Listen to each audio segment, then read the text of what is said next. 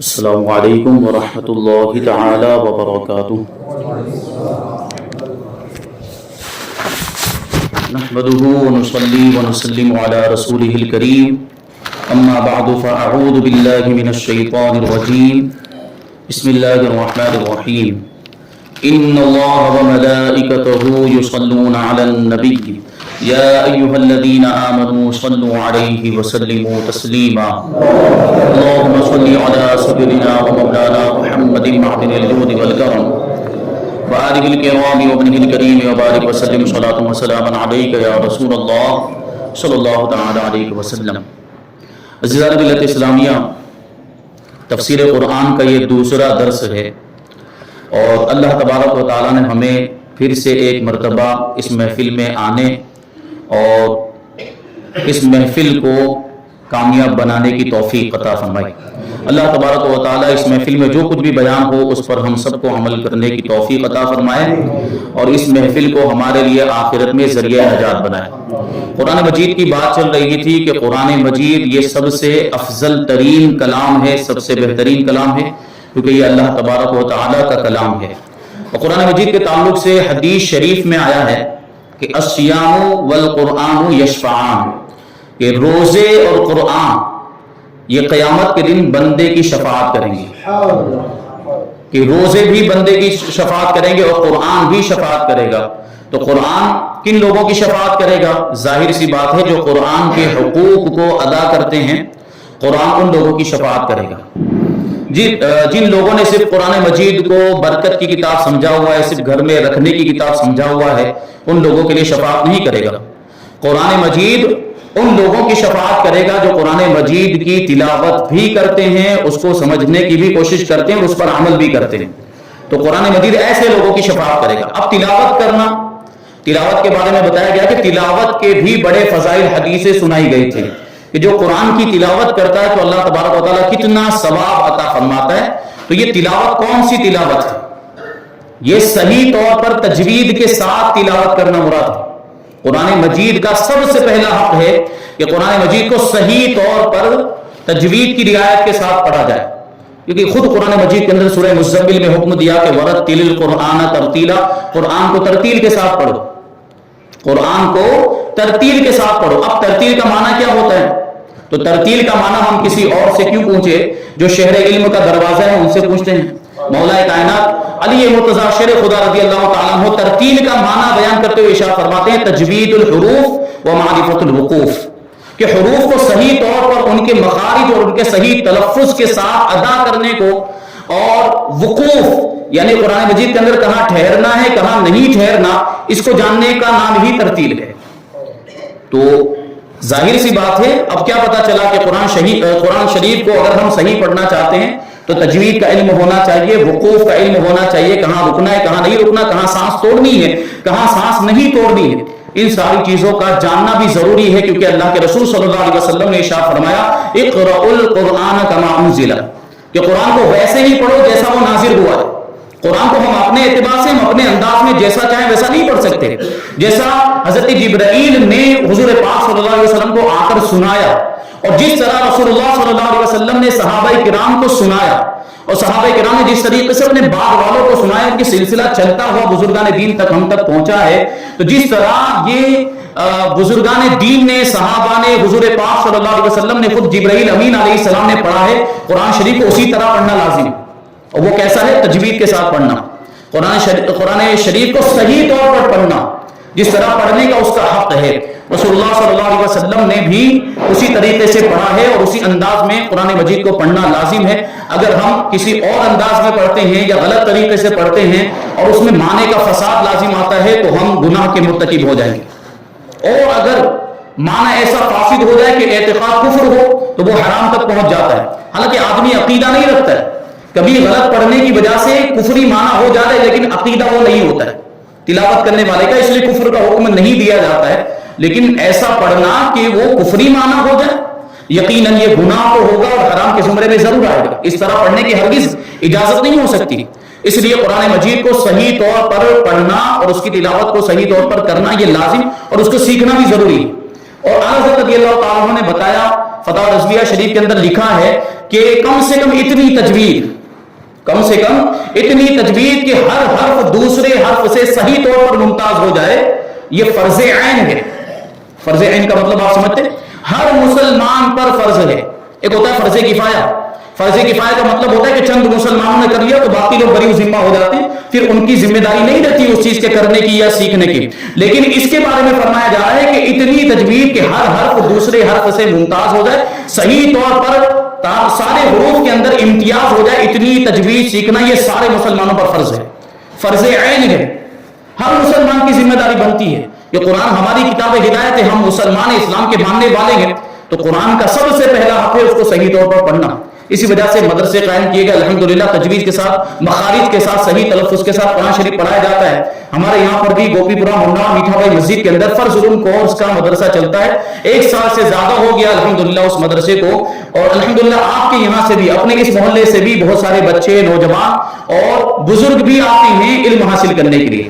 دیکھیے علم حاصل کرنے کی کوئی عمر نہیں ہوتی، علم حاصل کرنے کی کوئی عمر نہیں ہوتی۔ رسول اللہ صلی اللہ علیہ وسلم کی بارگاہ میں اگر 7 سال کے صحابی آتے تھے تو 20-25 سال کے صحابہ بھی آتے تھے، اور 20-25 سال کے صحابہ تو پھر 40-45 سال کے ادھیڑ عمر کے لوگ بھی آتے تھے اور بزرگ بھی آتے تھے، اور حضور پاک صلی اللہ علیہ وسلم کو سب کو یکساں طور پر تعلیم دیا کرتے تھے اور دین سکھایا کرتے تھے۔ تو قرآن سیکھنے کی اور دین کی معلومات حاصل کرنے کی کوئی عمر نہیں ہوتی، بلکہ اللہ کے رسول صلی اللہ علیہ وسلم نے ارشاد فرمایا اطلبوا العلم من المہد الی اللحد، کہ ماں کی گود سے لے کر قبر کی آغوش میں جانے تک علم حاصل کرو۔ تو ظاہر سی بات ہے دین کی معلومات تو جتنی زیادہ ہو اتنا اچھا ہے، دین کا علم تو جتنا زیادہ حاصل کیا جائے اتنا اچھا ہے۔ آج ہمارے پاس بہت ساری ڈگریاں ہیں، دنیا بھر کا نالج موجود ہے، لیکن دین کی معلومات نہیں، دین کا علم نہیں، تو اتنی ساری ڈگریوں کا کیا کام ہے آپ بتائیے؟ وہ ڈگریاں کس کام کی ہے؟ بے فائدہ۔ دنیا کا علم حاصل کر رہے ہیں لیکن دین کا علم ہمارے پاس نہیں ہے، دین کا ضروری علم بھی ہمارے پاس نہیں ہے، تو ہم کیسے مسلمان ہیں؟ ہمیں اپنا محاسبہ کرنے کی ضرورت ہے، ہم اپنے آپ کو دیکھیں کہ ہمارے پاس دین کی معلومات کتنی ہے۔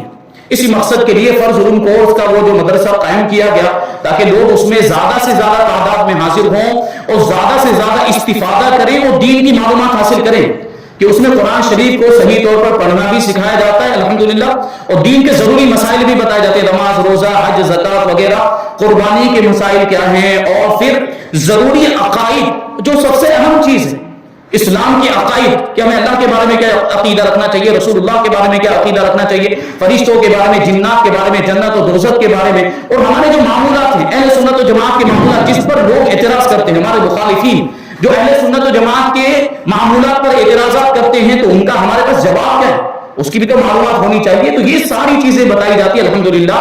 تو آپ حضرات سے گزارش ہے کہ آپ لوگ بھی بغیر کسی عمر کے امتیاز کے آپ وہاں پر تشریف لائیں۔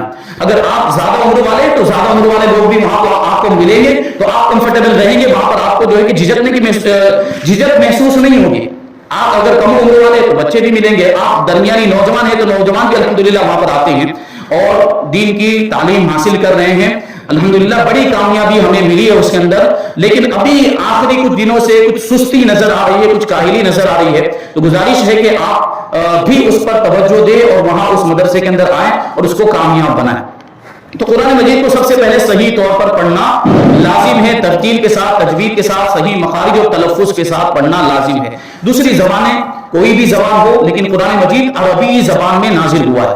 دوسری زبان کے اندر آپ کچھ بھی بول دیں، کوئی پکڑ نہیں ہوتی آپ کی، یہاں تک کہ اردو کے اندر بھی کچھ الفاظ ہیں، لیکن آپ اردو کے اندر آپ دیکھ لیں تو زا ہے، وہ ہے اور ضاد، یہ تینوں کو ایک ہی طرح بولا جاتا ہے، لیکن عربی زبان کی یہ خصوصیت ہے، ابھی آپ سنیں گے کہ قرآن مجید کو عربی زبان میں نازل کیا گیا کیونکہ عربی زبان سب سے بہترین زبان، عربی زبان سب سے بہترین زبان ہے، کیونکہ ظاہر سی بات ہے کہ سب سے افضل کتاب ہے، سب سے افضل رسول پر نازل ہوئی اور سب سے افضل امت کے لیے نازل ہوئی، تو پھر زبان بھی ویسی ہونی چاہیے جو سب سے بہتر زبان ہو، اس لیے اس کو عربی زبان کے اندر نازل کیا گیا۔ اور عربی زبان کی خصوصیت کہ ہر لفظ، ہر حرف کا تلفظ دوسرے سے الگ ہوتا ہے، ہر حرف کا تلفظ آپ چھوٹی سین یا بڑی سین بول دیں گے تو اس سے کام نہیں چلے گا، اس کو اس طرح ادا بھی کرنا پڑے گا، سین اور شین کر کے آپ کو ادا بھی کرنا پڑے گا۔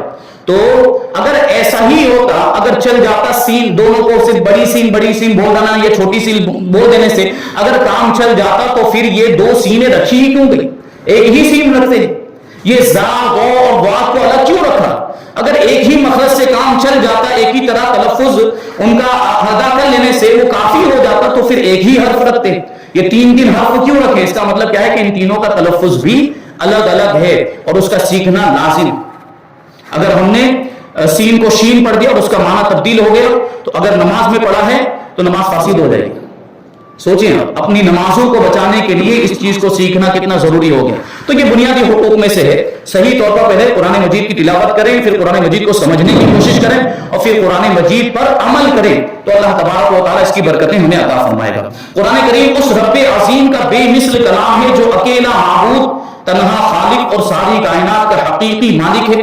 وہی تمام جہانوں کو پالنے والا اور پوری کائنات کے نظام کو مربوط ترین انداز میں چلانے والا ہے۔ اللہ تبارک و تعالیٰ یہ پوری کائنات کے نظام کو چلا رہا ہے۔ یہ جو دنیا چل رہی ہے، دن آتا ہے، رات چلی جاتی ہے، سورج نکلتا ہے، چاند طلوع ہوتا ہے، چاند بھی غروب ہو جاتا ہے، ایک وقت آتا ہے کہ سورج بھی غروب ہو جاتا ہے، اور آپ دیکھیں تو ٹھنڈیوں کے اندر دن چھوٹا ہو جاتا ہے، گرمی میں دن بڑا ہو جاتا ہے۔ یہ نظام بالکل سیم اسی طریقے سے ہزاروں سال سے چلا آ رہا ہے اور اس میں کوئی فرق نہیں آیا۔ جب سے دنیا بنی ہے یہ رات و دن کا نظام، یہ پوری کائنات کا نظام، یہ ٹائم اور وقت، یہ جو کچھ بھی چل رہا ہے یہ بالکل ویسا کہ ویسا یہ جو آج سے ہزاروں سال پہلے تھا۔ یہ اللہ تبارک و تعالیٰ کی قدرت ہے اور یہ اللہ تبارک و تعالیٰ کے وجود کی بہت بڑی دلیل ہے کہ اگر کوئی دوسری دلیل نہ بھی ہو تو اللہ تبارک و تعالیٰ نے انسان کو عقل عطا فرمائی، وہ غور و فکر کرے تو اس کو یہ قدرت کے مناظر کو اگر دیکھے تو اس کو خود کو اندازہ ہو جائے گا کہ یقیناً اس پوری کائنات کو کوئی بنانے والا ہے جو اتنے منظم طریقے سے کہ دنیا چل رہی ہے تو اس کا کوئی چلانے والا ہے تبھی یہ چل رہی ہے۔ اب آپ سوچ رہے ہیں کہ دنیا میں معمولی چیز کوئی ہے جو بغیر چلانے والے کے نہیں چلتی؟ کوئی بھی مشین لے لیجئے یا کوئی بھی سامان لے لیجئے اور یا موٹر سائیکل وغیرہ یا کوئی بھی چیز لے لیجئے، وہ بغیر چلانے والے کے نہیں چل سکتی۔ تو یہ اتنی بڑی کائنات بغیر چلانے والے کے کیسے چل سکتی؟ تو یقیناً اس کا چلانے والا اور وہ پروردگار عالم ہے۔ دنیا اور آخرت کی ہر بھلائی حقیقی طور پر اسی کے دستے قدرت میں ہے اور وہ جسے جو چاہتا ہے عطا کرتا ہے اور جسے جس چیز سے چاہے محروم کر دیتا ہے، اس پر کسی کو اعتراض کرنے کا حق نہیں۔ اگر اللہ تبارک و تعالیٰ ہمیں کوئی نعمت عطا فرماتا ہے تو ہمیں اس کا شکر ادا کرنا چاہیے، اگر ہمیں مصیبت میں مبتلا کر دیتا ہے تو ہمیں صبر کرنا چاہیے، کیونکہ اللہ تبارک و تعالیٰ کے ہر کام میں حکمت ہے، وہ حکیم ہے، حکمت والا۔ ہماری کوئی حیثیت نہیں ہے، ہماری کوئی اوقات نہیں ہے کہ ہم اس رب پر اعتراض کریں، ہم اس ذات پر سوال کریں۔ اب غور کریں، ہمارے آپ کے معاملات ایسے ہوتے ہیں کہ ہمارے پاس کوئی سامان ہے، ہماری ملکیت میں کوئی چیز ہے تو ہمیں اس کا پورا اختیار ہوتا ہے کہ نہیں ہوتا؟ ہم اس میں جس طرح چاہے تصرف کر سکتے ہیں اپنی چیز میں، ہم پر کوئی اعتراض نہیں کر سکتا۔ اگر ہمیں کوئی بولے تو ہم اسے کہہ سکتے ہیں بھائی یہ تو میرا سامان ہے، میری مرضی میں اس کو جس طرح چاہے استعمال کروں۔ ہم کہتے ہیں کہ نہیں کہتے؟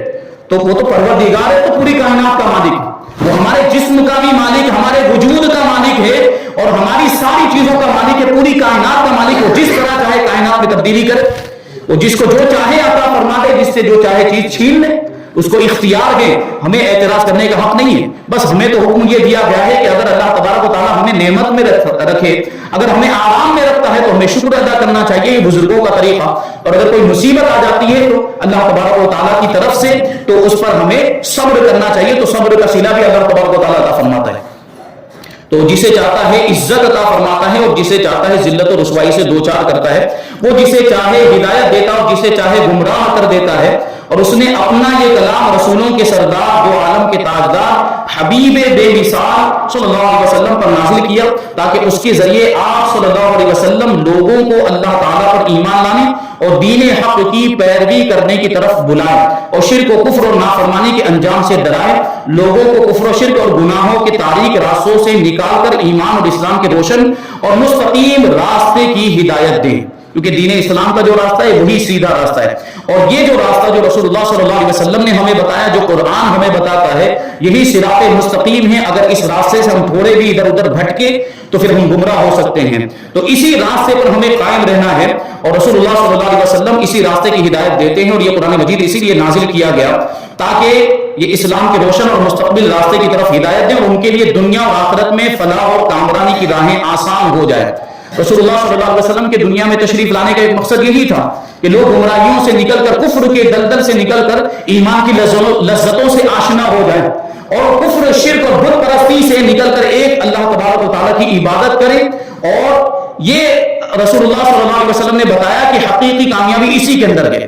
دین اسلام کے اندر اللہ تبارک و تعالیٰ کو ایک ماننے کے اندر اور شرک اور کفر بت پرستی سے بچنے میں ہی حقیقی کامیابی ہے.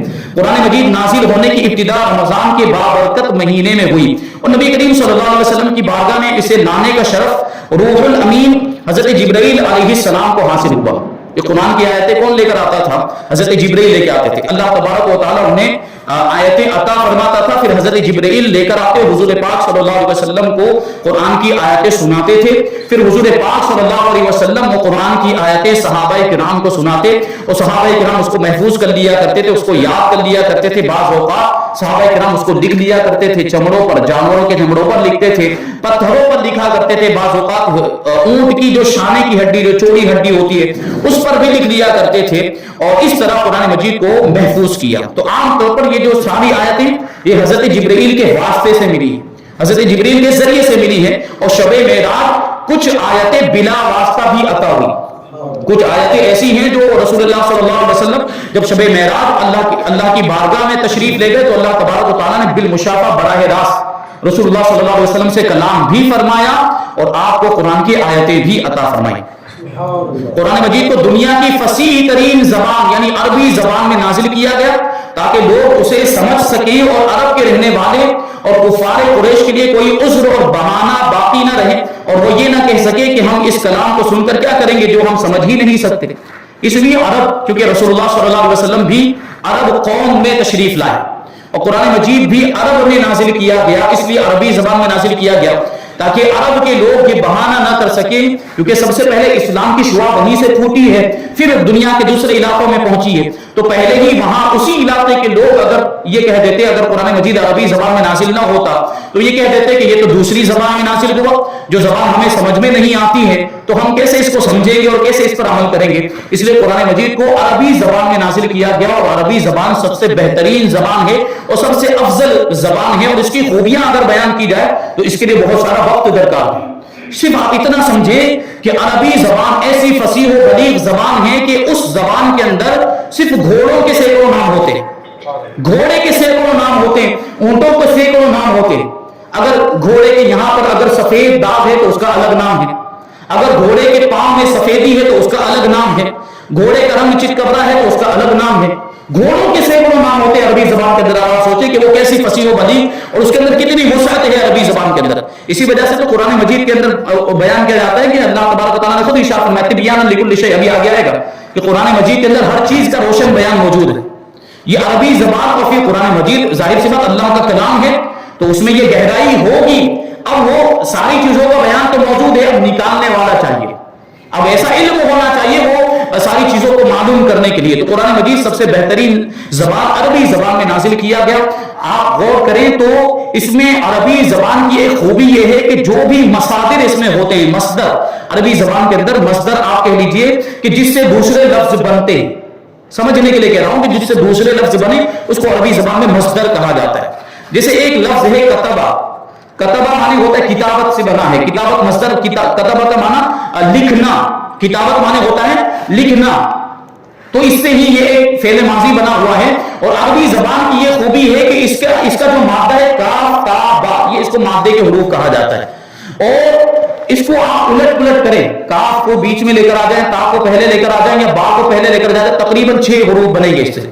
اور یہ حروف آپ بنا کر دیکھ لیں، سب کے سب با معنی ہوں گے، ان کا کوئی نہ کوئی معنی اور مفہوم ہوگا، کوئی بھی بے معنی لفظ نہیں ہوگا.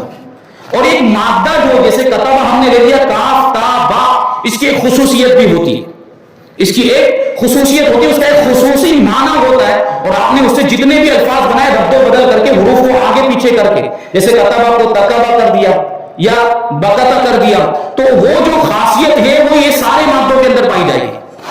یہ تو میں نے ایک مثال دی عربی زبان کی فصاحت و بلاغت کی کہ عربی زبان کیسی بہترین زبان ہے، اس کی یہ ایک مثال دی، ورنہ ابھی پوری اور خوبیاں بیان کی جائیں تو اس پر بہت جو ہے کہ ٹائم چلا جائے گا. ایک ہمارے سید سلیمان اشرف رحمۃ اللہ تعالی علیہ، انہوں نے جب اعتراض کیا گیا عربی زبان کے اوپر کہ عربی زبان جو ہے کہ اتنی اچھی زبان نہیں ہے، اور عربی زبان کے تعلق سے باتیں کی گئی کہ عربی زبان یہ کوئی خوبی نہیں رکھتی ہے، تو اس پر انہوں نے پوری کتاب ہی لکھی جس کا نام ہے المبین، اور اس کتاب کے اندر عربی زبان کی انہوں نے سید سلیمان اشرف صاحب قبلہ نے پوری عربی زبان کی خوبیاں بیان کی ہے، اور وہ کتاب اتنی بہترین کتاب ہے کہ وہ اگرچہ اردو زبان میں لکھی گئی، لوگ کہتے ہیں اس کے بارے میں کہ اگر یہ عربی زبان میں ہوتی تو عرب ممالک کے لوگ بھی اس سے فائدہ اٹھاتے۔ اتنی بہترین وہ کتاب لکھی گئی ہے جس میں عربی زبان کی خوبیاں بیان کی گئی۔ تو ظاہر سی بات ہے یہ قرآن مجید جو سب سے بہترین کلام ہے، سب سے بہترین کتاب ہے، سب سے بہترین رسول پر نازل کی گئی، سب سے بہتر امت کے لیے نازل کی گئی، تو پھر جس زبان میں نازل کی گئی اس زبان کا بھی ایسا ہونا ضروری تھا کہ وہ زبان بھی پھر سب سے بہترین زبان ہو۔ ابھی تو یہ شروعات ہے، انشاءاللہ تبارک و تعالیٰ اور باتیں کچھ بیان کی جائیں گی، وقت ختم ہو گیا۔ اللہ تبارک و تعالیٰ جو کچھ بھی بیان ہوا اس پر ہم سب کو عمل کرنے کی توفیق عطا فرمائے۔ وما علینا الا البلاغ۔